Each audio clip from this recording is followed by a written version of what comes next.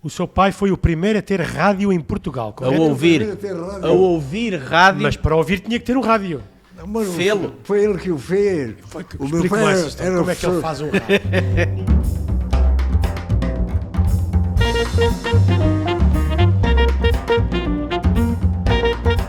Ora viva, aqui estamos para mais um podcast na Momentos Sénior de São Miguel.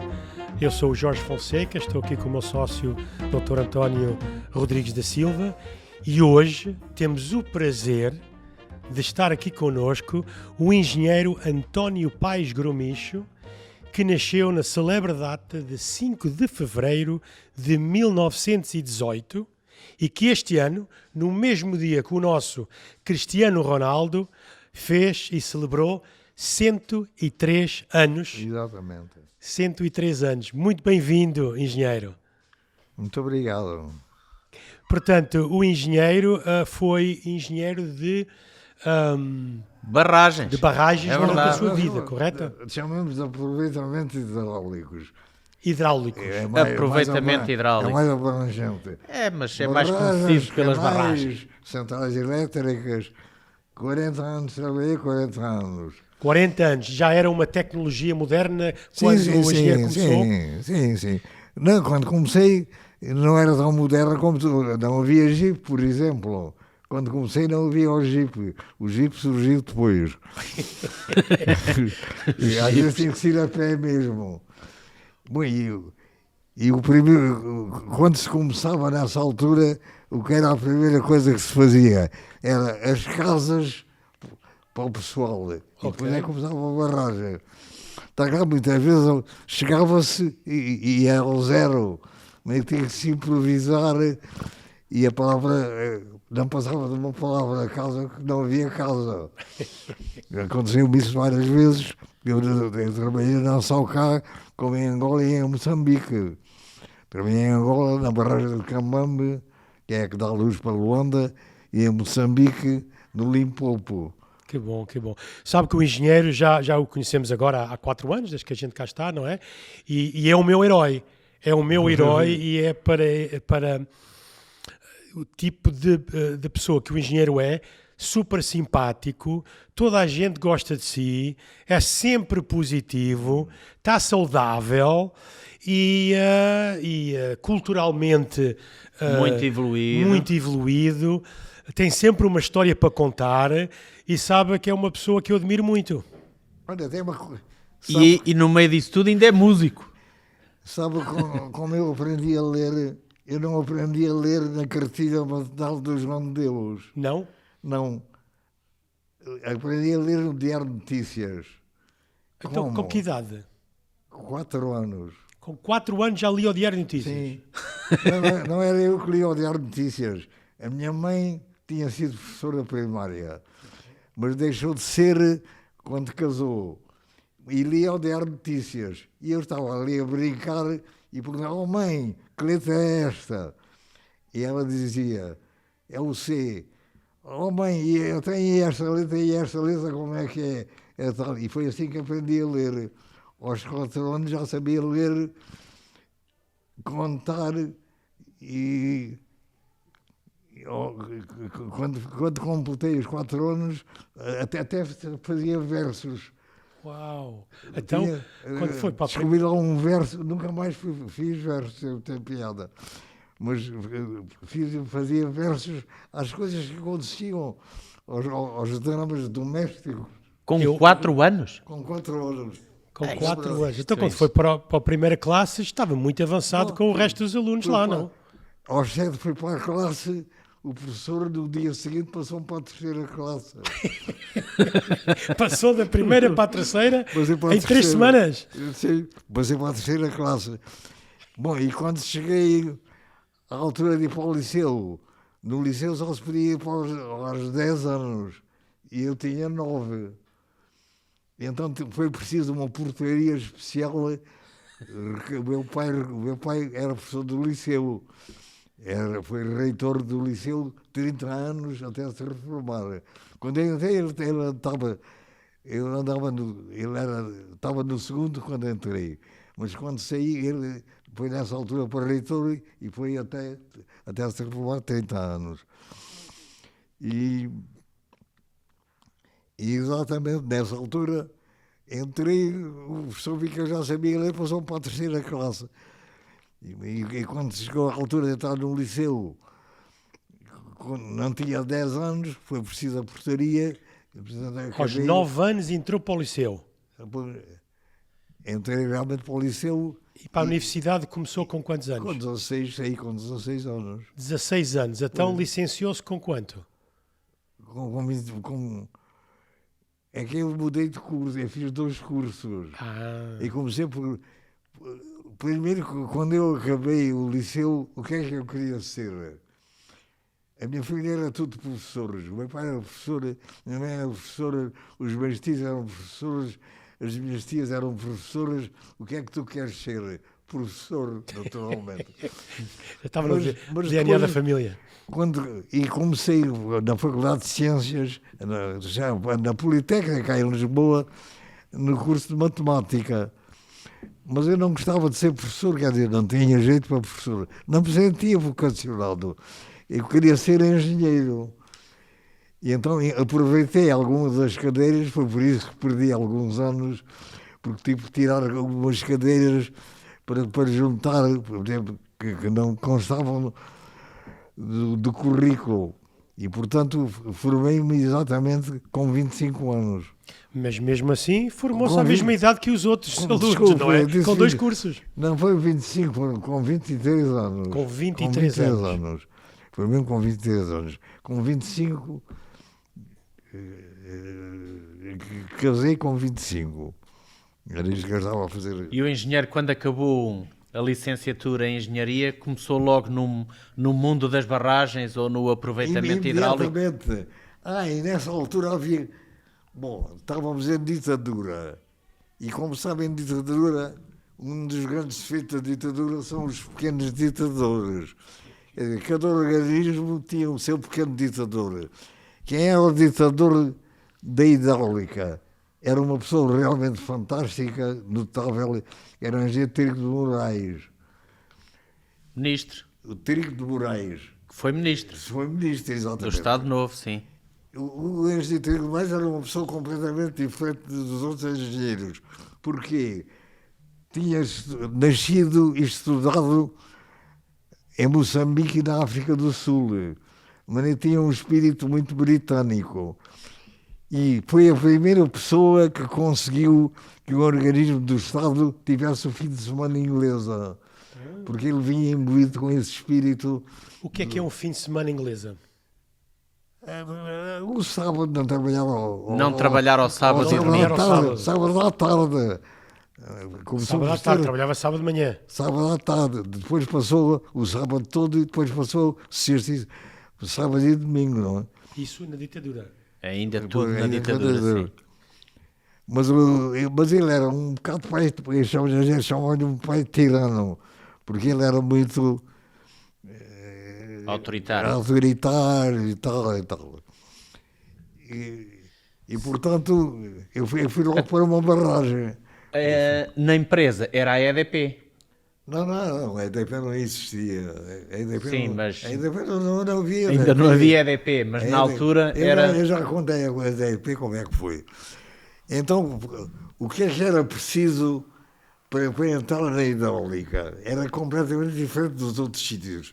Era preciso a pessoa ser tirocínante.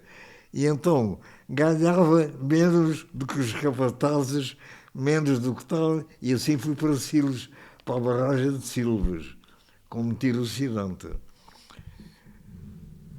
Mas fui com um chefe, que era o Eugênio Monteiro, que era a primeira obra que ia dirigir, também não tinha experiência de direção de obra. Nessa altura, ainda havia a guerra, não havia comboios de dia. Os dois tínhamos casado recentemente e fomos de noite do comboio até a Silves. Mas esse engenheiro Monteiro, que era uma pessoa muito ativa, tinha uma pancadinha. Calculo que chegámos às 6 da manhã a Silves e sabe o que ele fez? O quê? Grumicho, vamos alugar um táxi e vamos começar imediatamente a obra. E as nossas mulheres tratem da casa. Bom, e assim foi. Isso é que era dedicação ao trabalho. A obra, a barragem Silves ficava a 9 km, fica, de Silves. Da estação dos comboios. Ele Sim. chegou lá, nessa altura havia muito desemprego, não havia obras, era a guerra, não havia obras. Arrebanhou ali 9 homens, começou a mandar, a estrada começa aqui para a barragem, vamos começar o princípio, comecem a cavar aí. Fez ali 100 metros, eles começaram a cavar, chamou um homem e disse, você agora vai lá a Silves e telefona para o seu presidente da Hidráulica.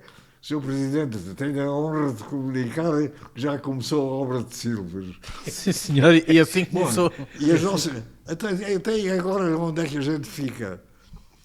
As mulheres tratam disso. Bom, chegámos ao fim do dia, voltámos e as nossas mulheres estavam desoladas. Mas não conseguimos arranjar nada de jeito. Então a única coisa que arranjámos foi 2 quartos, mas para entrar num segundo tem que se passar por primeiro. Bom, e além disso, a casa de banho fica do lado, fica na rua. Tem que sair. E depois A meia da noite era complicado. E o que era a casa de banho? Era um quiosquezito com uma tábua, 2 buracos e embaixo 2 potes desta altura. E esses potes, de manhã, havia um carro que ia recolhê-los e depois vendia como adubo. Era verdade. tudo aproveitado. Bom, O estrume é um bom adubo. Entretanto, por acaso,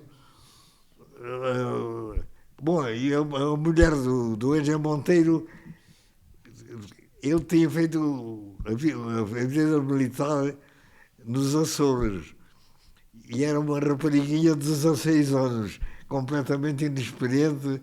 Minha mulher quase que tinha que servir porque ela não sabia nada, era uma ingênua, assim muito pachorrenta e tal, mas depois lá espertou. Lá E o espavitou. engenheiro, só por curiosidade, lembra-se o seu primeiro salário, quanto é que foi? O meu primeiro salário,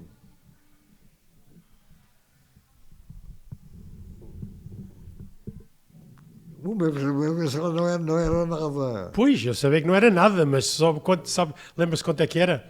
Depois, 1000 escudos. Em escudos, não sou capaz de me lembrar. Mas já era uma pessoa importante dentro da empresa, ser engenheiro. Não era importante, era tiro assinante, ganhava menos como lhe digo, que os capatazes. Que os capatazes, que os Foi quando escriturários. começou. Essa E altura, quando é que deixou de ser, quando é que passou de tiriçonante para um cargo de mais valor dentro da como é empresa? que aconteceu? Havia o tal chefe, que é o Engenho Monteiro. Monteiro, sim. Mas a certa altura o Engenho Monteiro adoeceu. Ele era do Porto e foi para o Porto. E fiquei eu, tiro assinante, a não ganhar nada, a dirigir a obra. Entretanto, quem é que vai lá visitar a obra? O engenheiro João Pedro da Costa, que era o chefe da repartição, como é que isto está? Quanto é que você ganha? Eu não ganho nada. Eu sou tiro assinante e, como sabe, que o tiro assinante não ganha nada. Mas isso não pode ser.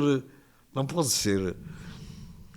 Quando vier o Monteiro, você faz aí uma carta a propô-lo para engenheiro fora do contrato, mas fora do quadro. Bom, veio o Monteiro uns dias depois, no tempo da doença, mas ele tinha uma grande dificuldade em redigir. E a certa altura fez uma proposta e mostrou-me. Eu li, Monteiro, você dá-me a propor para entrar ou para não entrar? Não me diga. Leia isto, o que é que deduz disto? Aqui diz, é assim, então você é que vai fazer isso. Rasgou o papel e eu é que fiz. E eu então disse, o engenheiro bicho, apesar de pouca experiência, fez um trabalho magnífico, etc. Escrevi eu mesmo. Proponho que seja contratado fora do quadro. E realmente fui contratado assim fora foi. do quadro. Aceitaram. Fora do quadro. Aceitaram a sua proposta. Aceitaram a porta. Depois, mais tarde, houve concursos, eu concorri e nessa altura entrei realmente. Muito bem, muito bem. Ótimo, sim senhora, engenheiro Senhora Gromicho. engenheiro, excelente história. Mas só lá estive 7 meses. Não julgo que estive muito mais tempo. Porque, entretanto, houve uma falha naquelas obras do Val de Sorraia. A pessoa que lá estava mudou de sítio e eu, exatamente como tinha essa só a possibilidade de mudar de sítio, não comprei uma mobília quando casei. Aí casei nessa altura. Aliás, minha mulher era professora também, já tinha dado umas aulas. E então mandei vir só comprei mobília de quarto. Quando chegou a mobília, estávamos em desencaixe total, etc. Aquilo demorou, fui mudado para Alcácer do Sal. Não cheguei a usar a mobília. Bom, chegámos a Alcácer do Sal. As casas da barragem estavam todas ocupadas. Havia a barragem, que era a barragem de Val de Gaio, e havia canais do Sado que ligavam com os canais vindos da outra barragem, que era o Pego do Altar e Val de Gaio. Aqui que é para a gente ouvir. Era o Pego do Altar e Val de Gaio. E essas barragens até têm uma obra interessantíssima. Essas barragens ligavam e depois tinham um canal até aquela zona do mar, paralela ao Sado. Setúbal. Mas não havia estrada nessa altura em aquela de areia. Nós andávamos de bicicleta em muitos sítios. Não havia jipe ainda nessa altura. O jipe só foi inventado depois. Não foi inventado. Não, já existia, mas na guerra, mas não na paz. Não era em Portugal. Sim senhora, muito. Eu estava a dizer... A estrada, vinham de bicicleta na estrada. Não se podia ir de bicicleta, que o terreno era arenoso.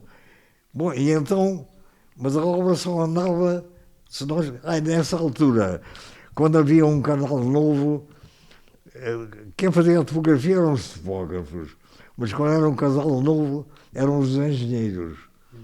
Mas eu tive que estudar o engenheiro.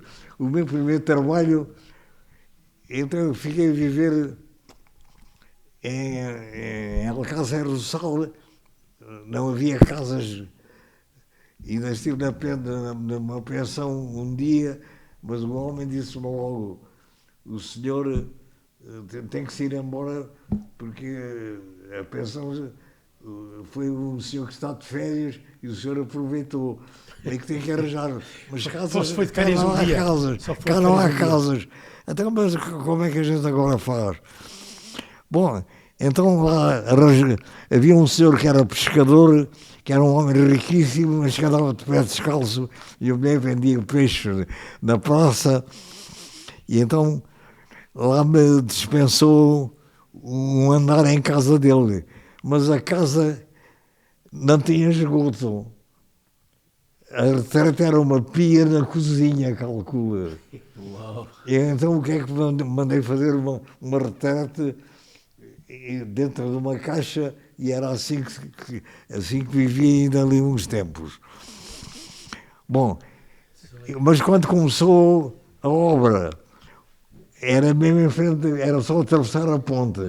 Mas está claro, a obra foi andando, a certa altura estava a 15 quilómetros. Eu tinha que fazer 15 quilómetros a pé, fazer os pontos dar ao capataz para a construção e depois 15 km para cá. Era 30 km por dia. Eu digo que devo a isso a minha saúde, talvez. Talvez, e se calhar era isso que queríamos falar. Engenheiro, já agora nesse período de tempo atravessou aí um bocadinho a Segunda Guerra Mundial, porque pela história que me está a contar, apontamos ali para os finais dos anos 30, inícios 40, era a Segunda Guerra Mundial. O que é que se lembra daí? A guerra acabou quando eu estava aí em Alcácer do Sal. Acabou lá a guerra. O que é que se lembra da sociedade portuguesa ou dos políticos portugueses nessa altura? Ou das Bom, nessa altura estávamos em ditadura. Com certeza. Era ditadura. Não? A sociedade portuguesa era uma sociedade muito pouco civilizada. Estávamos assim. Então em Alcácer do Sal, daquela sem. O dinheiro que ganhava era muito pouco. Mas como tínhamos economias, bom, e o meu pai ajudava-me, e o pai de minha mulher também ajudava. E então, o homem da Caixa Geral, eu poupava dinheiro, mas todos os meses ia à Caixa levantar dinheiro. Um dia, por sinal, fui lá pôr dinheiro. Diz-me o homem da Caixa: o senhor engenheiro é o único funcionário público que deposita dinheiro. O primeiro. Os outros era só retirar dinheiro. Olha, eu sou o único, olha, vou ser o único para cá dinheiro. Deixa cá ver dinheiro, bater dinheiro e pô-lo num banco. Pronto. No outro banco. Acabou a conversa com aquele senhor. Certo. Pois é, mas eu estando aqui escutando e conhecendo o engenheiro já há alguns anos e tive a oportunidade de compartilhar almoço e jantar consigo, vejo que é muito cuidadoso na sua alimentação. Eu acho que as pessoas que nos estão a ouvir querem saber como é que se chega aos 103 anos com esta lucidez, com esta saúde, com esta memória. E não só o engenheiro já tocou aqui para os residentes 40 vezes, já fez aqui 32 vezes. 32, então estava enganado, 32 vezes que tocou aqui para os residentes piano. E fez aqui um concerto de piano. Portanto, 34 vezes, 34 mais duas. Então são mais duas, são 34. Como é que se chega, toda a gente quer saber como é que se chega a estas alturas da idade, não é? Com esta saúde, com esta lucidez, com esta memória, com este carinho, com esta simpatia. Bom, eu não sei como é que foi. Eu nunca tive doente, nunca me doeu a cabeça, nunca me doeu a barriga, nada durante... A minha primeira doença foi a pneumonia que tive há dias, que tive no ano passado. Pois. Até fui para o hospital. Eu não fiz nada por isso. Isso foi uma coisa... Mas deu uma ajudinha. É que nunca fumei. Nunca fumou. Olha que excelente dica. Bom, fumei, digamos, em sociedade. Se aqui fumassem, eu fumava. Mas o chamado vício, nunca tive o vício de fumar. Foi a única ajuda que dei. De resto foi... E beber? Gostava de beber um copinho de vinho ao almoço, ao jantar? Sim. Isso nunca me cortei. Mas normalmente na minha casa não me... É curioso, o meu pai sofria do estômago e em casa não bebíamos vinho. O vinho vive só. Então, 103 anos, nunca teve uma dor de cabeça? Nunca me doeu a cabeça, nunca. Graças a Deus. Graças a Deus. Ora, eu vejo que você cuida bastante da alimentação, ok? Quando já sente que está cheio, já não come mais, ok? Também faz a fisioterapia durante 2 vezes por semana, não é? Não, agora já não faz. Já não faz. Comecei a fazer, mas deixei de fazer. Então deixou de fazer porquê? Faz a fisioterapia sozinho, dá os seus passeios. Eu faço as massagens que faziam, faço eu. E dá os seus passeios aqui no jardim exterior da residência E sai, inclusivamente, dada a independência, a autonomia do engenheiro Gromicho, ainda vai passear ao Corte Inglês. Inclusive ontem o engenheiro foi com a sua querida ao Corte Inglês almoçar e depois foram ao cinema ver o pai. O pai, exatamente. E então é um amante do cinema. Sim. E um amante de boa gastronomia. Eu não sei se ele disse que o Tony Hopkins era exatamente a cara do meu filho. Não sei nunca me disse isso. Era o Tony Hopkins e o meu filho pareciam filhos do mesmo pai e da mesma mãe. Um dia fomos a Paris e estava um grande cartaz do filme com o Tony Hopkins em tamanho natural. O meu filho chegou-se ao pé dele. Chegaram umas pessoas, jogaram aquilo que era o artifício. Pediram autógrafo. Ao filho. Exatamente, jogaram. Então ele, ao pé do outro, ele era exatamente a mesma cara. Exatamente. E então não foi como é que se chama? Agora, não sei dobro para o Anthony Robbins nos filmes? Não sei se lhe disse duplo. Que o meu pai era extremamente versátil. Foi tudo, meu pai foi tudo e mais alguma coisa, até deputado. Foi a primeira pessoa que ouviu rádio em Portugal. Sim, você já me contou essa história. Eu já lhe contei isso. Por favor, conte outra vez. O seu pai foi o primeiro a ter rádio em Portugal, correto? A ouvir rádio. Mas para ouvir tinha que ter um rádio. Foi ele que o fez. O meu pai como é que ele faz um rádio? Em Portugal não havia rádios? Não havia rádios nessa altura, e já vai ver, até nem lhe contei a história. Já contou, mas eu quero ouvir outra vez. O meu pai era professor da Alemanha, não foi? Era professor de alemão. E de vez em quando fazia um curso de reciclagem, ele era perfeito em tudo. Ia à Alemanha, ia à Inglaterra fazer cursos para professores das respectivas línguas do estrangeiro. E um dia assinava revistas alemãs e inglesas. Nós tínhamos sempre o London News, que era uma revista, uma espécie de pares-matos inglês, e uma revista alemã. E o meu pai, o que é que vê lá? Que ia ser construída na Alemanha a primeira central emissora de rádio, que ia ser construída, mas não tinham clientes, não tinham dinheiro, não tinham capital, bem que propunham que eles mandavam as peças e mandavam os esquemas e as pessoas construíam o rádio em casa. E assim eles angariavam dinheiro para a central. Em casa.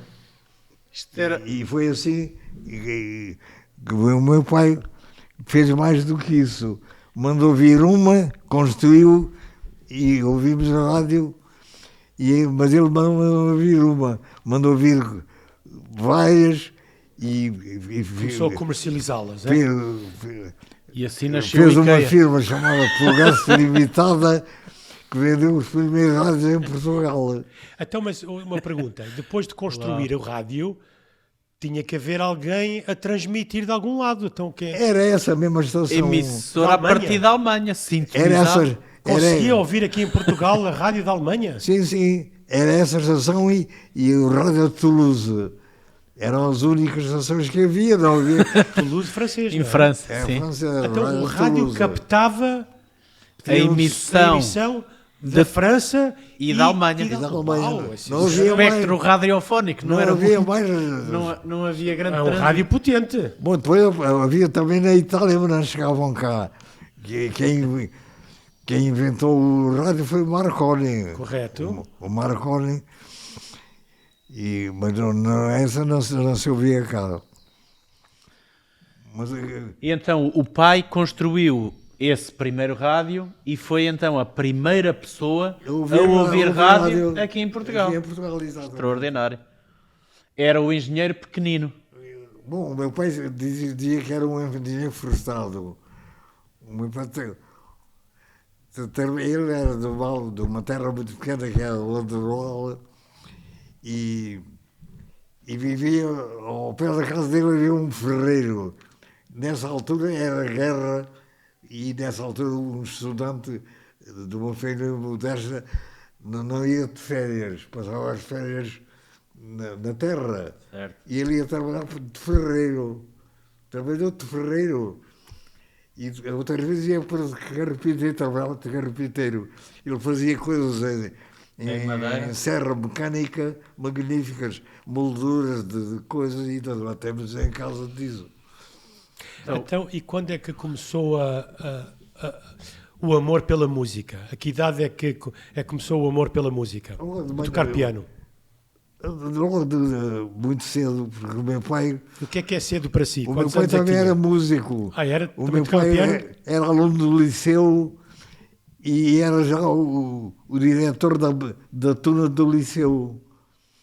E também piano? O pai Exatamente. também era pianista?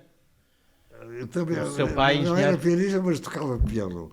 Ele tocava violino, viola e viola. E, E violino. e o engenheiro Gromicho Exatamente. aprendeu com o pai? Comecei a aprender com ele. Ele comprou logo um piano, uma marca que eu não conheço, marca Ópera.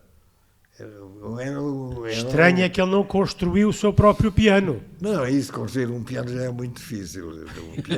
Um piano é muito... É impossível uma pessoa construir um piano.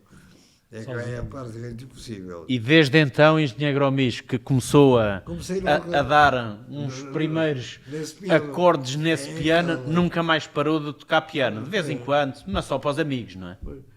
Sim, toquei. Quando vim cá para Lisboa estudar, e como lhe digo, eu quando... O que é que eu ia de ser? Toda a gente era professor. E foi aí que perdi um bocado de tempo, umas cadeiras que depois não serviram para nada. E então, isso era na Politécnica.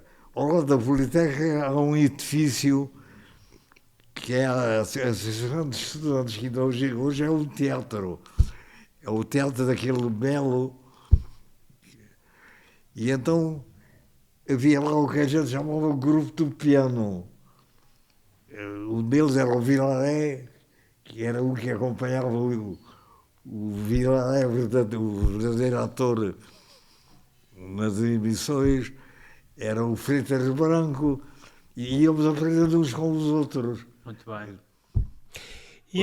E então, o engenheiro vai fazer dia 18 do mês que vem, de junho, vai fazer 11 anos que está aqui connosco na nossa casa Momentos Sénior. Exatamente.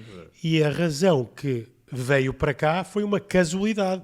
O engenheiro estava de férias, não é? Num cruzeiro, que ia de Lisboa para as Canárias, Exatamente. com a sua esposa, e visitando a mesquita do rei Hassan, teve uma infelicidade de cair, partiu uma perna. Não, o colo do fémur, foi o colo do fémur. O colo do fémur, O colo do fémur, em Casablanca, e depois veio para aqui inicialmente para recuperar da lesão. Bom, nós temos uma amiga que é uma senhora fantástica que se chama Annelise, que é médica. E essa senhora tratou de tudo. Quer dizer, quando eu cheguei, eu já tinha um lugar, não é ainda aqui, era na Clínica de São João de Deus, na antiga Clínica de São João de Deus. E até aí, não sei se conta é essa. A Clínica de João de Deus, eu cheguei, essa senhora é fantástica, ainda hoje ela é formidável. E diz essa clínica, apesar de já ter os 90 anos. Ainda é jovem, ainda é jovem. É uma jovem, exatamente. E então, eu cheguei e tinha à minha espera um ortopedista e um médico de clínica geral. Fui imediatamente observado, tive lá 8 dias, e durante esses 8 dias eles espreitavam para a porta e perguntavam: então como vai isso? Está bem. E não fizeram mais do que isso. Ao fim apareceu uma conta de 16 consultas a um preço exorbitante que eu tive que pagar. Só por espreitar na porta, não é? Mas eu sou da EDP, que nessa altura não havia EDP. A EDP foi posterior, mas era o equivalente à EDP, das centrais. Então, tem um serviço social que é a Samvida. É. E eu, quando, Ainda hoje. Quando saí, ainda hoje tem isso, fui à Samvida e eu fiquei um ortopedista. Olha, pode ser o seu tal. Era o mesmo. Era o mesmo. O que espreitava da porta. Aí só tive que pagar os 3, aqueles 3 coisas que se pagavam sempre. Mas ele ficou envergonhado quando me viu. Ficou um bocado Então, e envergonhado. depois, como é que foi a sua passagem da Clínica São João de Deus aqui para a residência Momentos Sénior? Foi essa senhora também Que eu contactou conheci aqui isto connosco na altura. Porque aqui nasceram os meus netos. A primeira vez que esteve aqui foi há 51 anos. Nasceu o meu neto mais velho e depois nasceram os outros 2 também. Aqui, pois é verdade, antes de sermos aqui a residência Momentos Sénior São Miguel, era a famosa clínica aqui, os lisboetas conhecerão seguramente, sobretudo os lisboetas, era a Clínica de São Miguel, uma grande e conceituada maternidade até há 23 anos. Conceituada é que foi fechada compulsivamente. Não sabia disso, não. Começaram a fazer abortos. E foi por isso que foi, porque Sim, os abortos eram foi clandestinos e ilegais. Foram obrigados a fechar. Olha, não sabia dessa história. Excelente. Isso há quanto tempo? Ora, nós, enquanto residência sénior, são há 23 anos que é residência sénior. Portanto, terá sido uns anos antes. 1998, por aí, não é? Por aí, na década de 90, então, foi a Segurança Social ou o Ministério da Saúde que fechou compulsivamente a maternidade por ter feito abortos, coisa que era ilegal na altura. Não era por ser... Também era ilegal, Sim, mas não também era ilegal. eticamente... Bom, o aborto, eu sempre a desculpa de que tiveram que fazer porque senão a senhora morria. E houve uma que morreu, aí é que foi. Houve uma senhora que morreu mesmo. E essa morte é que acabou com isto. E então os seus netos nasceram cá. E foi aí que o engenheiro conheceu então a clínica. E aqui este espaço. Há 51 anos. O meu neto tem 51 anos. Como maternidade. Na altura com maternidade, não é? E foi a médica que apresentou, digamos, a residência sénior depois na sua fase de convalescença da queda. Foi assim? Sim. E a grande pergunta que nós temos para si é, depois de recuperar da lesão, já cá, o engenheiro decidiu ficar cá com a sua esposa. Sim. Por que é que tomou essa decisão de ficar cá? Então, como é que 2 pessoas idosas se governavam numa casa? Era muito complicado. A minha mulher era muito ativa. A minha mulher era excepcional. Minha mulher era o número 1 em tudo em que se metia. Foi número 1 na escola primária, foi número 1 do liceu, era número 1 da universidade, depois foi inspetora e acabou em inspetora. E então vocês sentiram que aqui estavam melhor? Sim, exatamente. Do que em casa. Em casa nós tínhamos até uma criada. Até tínhamos uma criada. Nessa altura havia criadas ainda, era o homem que usava. Não era doméstica. Ajuda doméstica. aqui não tem uma, não são criadas, são assistentes, seja de higiene, seja Olha, de já agora vou-te enfermagem. contar uma, não sei se já lhe contei, passada com o Presidente da República. Não, essa não me contou. Então essa não me esta contou, foi- mas foi- tem que ter aqui um microfone, senão a gente Conte não lá ouve a essa do história. Presidente da Esta do República. foi Qual Presidente da República? Deste? o atual. Então, o que é que o professor Marcelo de Sousa... Nós temos e ainda temos um apartamento no Monte Estoril. E no Monte Estoril, Lembro-me de uma história que já lá vamos sobre esse apartamento. Diga, engenheiro. no Monte Estoril, em frente do São José, havia umas senhoras que tinham um restaurante que não era um restaurante, era a casa delas. E todas as senhoras da família davam comida. Era uma sala muito grande, quase deste comprimento, um bocadinho menor. E ao fundo tinha assim um balcão em que estavam lá as duas senhoras. E então eu ia com a minha mulher e com um casal, o engenheiro Faria, que foi diretor da hidráulica mais tarde, diretor-geral da hidráulica, e a mulher, que era engenheira também. E então, mas as senhoras faziam os croquetes e muito bem feitos, pastéis de bacalhau, e a minha mulher é que ia pagar exatamente porque encomendava os pastéis e não sei mais o quê. E a gente ficava cá ao fundo. Um dia a minha mulher vai pagar. E quem é que lá estava sempre? O Dr. professor Marcelo Rebelo de Sousa. a pedir. Também uns croquetes e uns Não, pastéis de não era bacalhau? croquetes.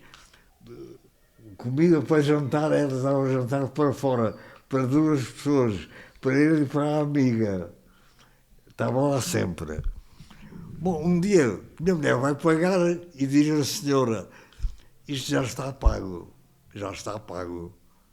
Mas eu não paguei, o meu marido não pagou, o engenheiro Faria e a mulher também não pagaram. Então como é que é Mas isso? quem é que pagou? Foi aqui o seu doutor. E a minha mulher disse, Sr. doutor, desculpe, mas eu não posso aceitar isso. Nunca, não está nas normas da sociedade uma pessoa pagar um jantar em que não participou. De maneira que tenha paciência, as senhoras faziam favor, dão aqui o jantar, dão o dinheiro aqui a este senhor do Devolvem o jantar. dinheiro. Ora, não, senhor, não aceito, tem que aceitar. Bom, e elas deram o dinheiro e minha mulher perguntou-lhe, mas diga lá, porque é que o senhor me pagou, quis fazer isto? É que a senhora tem uma maneira tão encantadora de falar, eu não conheço ninguém como a senhora. Não conheço ninguém como a senhora.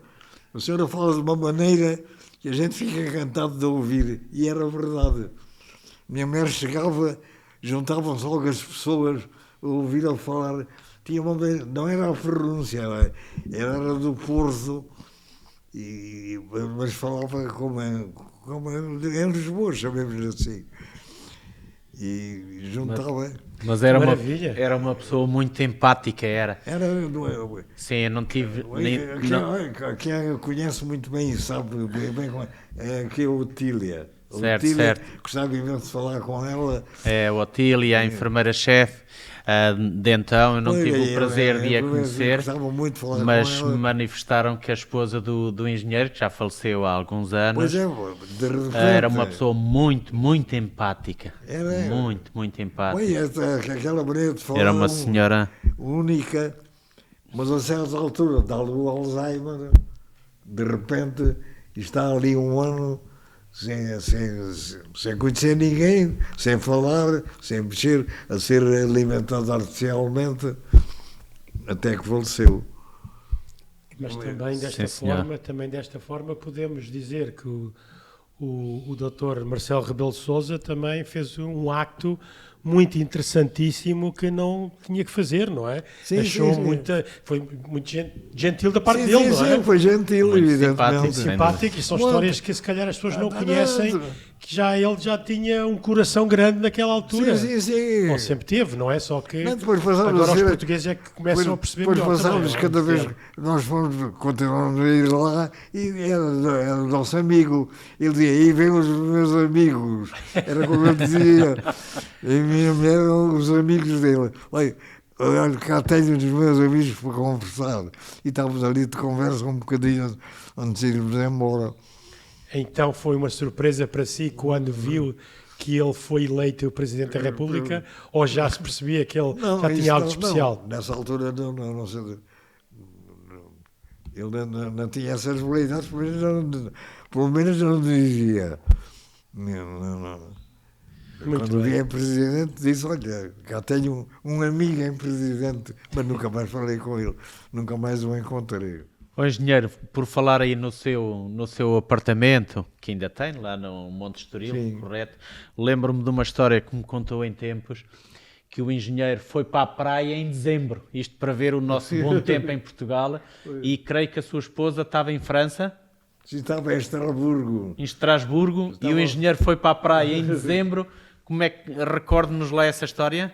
bom, estava em dezembro, uns dias de sol, estava sol e eu pus mesmo maiô, mas ao brinco do muro, aquele muro, o passeio. Sim, onde estava passadiço agora.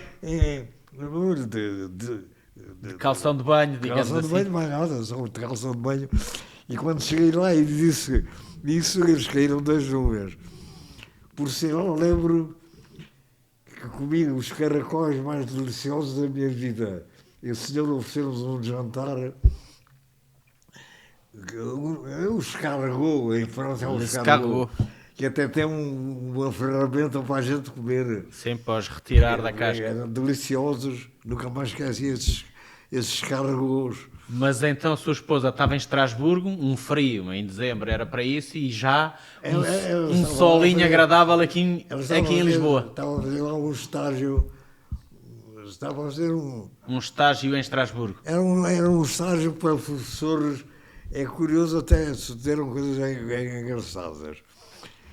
Um estágio para professores de francês no estrangeiro, em Portugal e no Magreb. De maneira que havia lá uma série de marroquinos, conheci lá muitos marroquinos, argelinos, etc. Mas isso calhou no verão. No verão, em França, como está na altitude, os dias são enormes.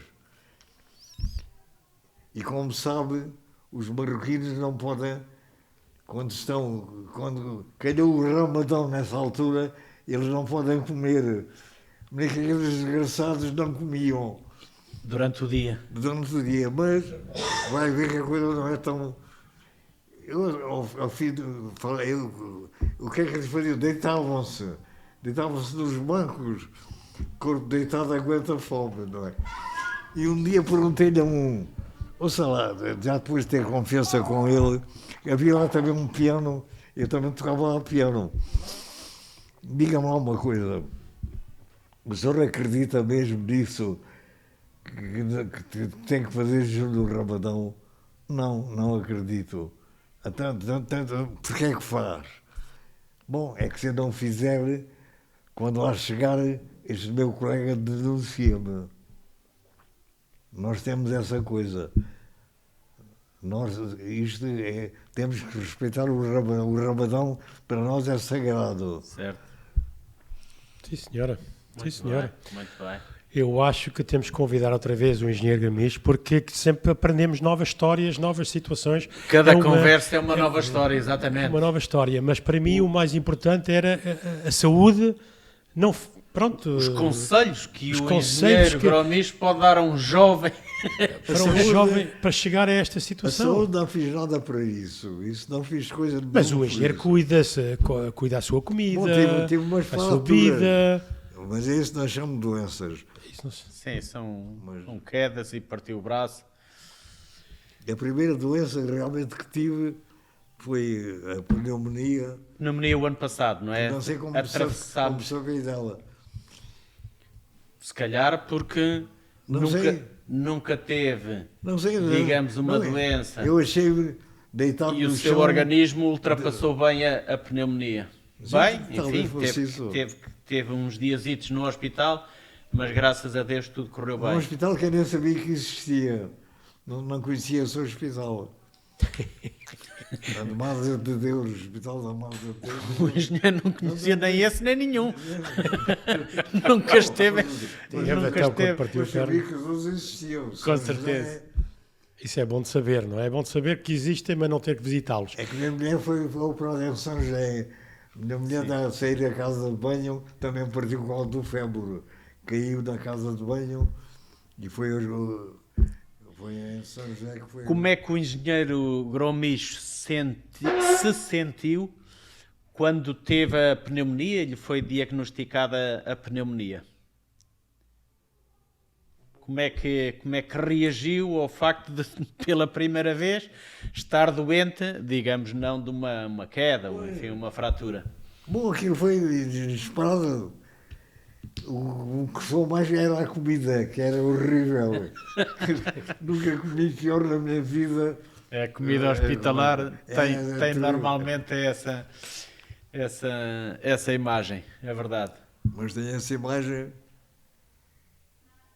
e Então, e o que é que o engenheiro diria aos ouvintes que nos estão aqui a ver e a ouvir, que estão em casa e que se calhar não têm as melhores condições, mas há este estigma em Portugal para ir para uma residência, não vou, porque pronto, aquilo e não estou preparado para essa situação. Mas eu acho que já passou isso. Acha que já passou isso? Acho que as pessoas muitas pessoas que estão cá vêm para um lar podiam estar em casa, algumas, mas acham que no lar estão melhor, têm assistência. Porque é que estão melhor numa residência, seja como a nossa, seja como felizmente há muitas outras? Sozinha, isolada, com poucas visitas, sem contactos. Aqui há muitos contactos, a pessoa conversa com quem quer.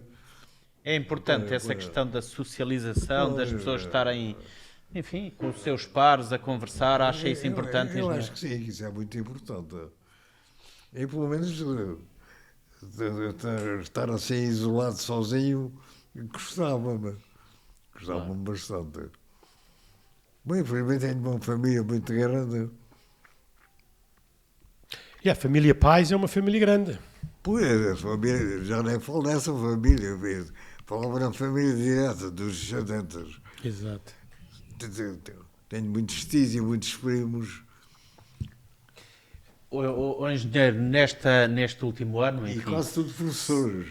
quase todos professores, é verdade, o engenheiro é que saiu, Escapou. saiu fora da rota, da rota do professorado. Eu queria ser professor, Professor, claro. Mas depois eu queria ser engenheiro.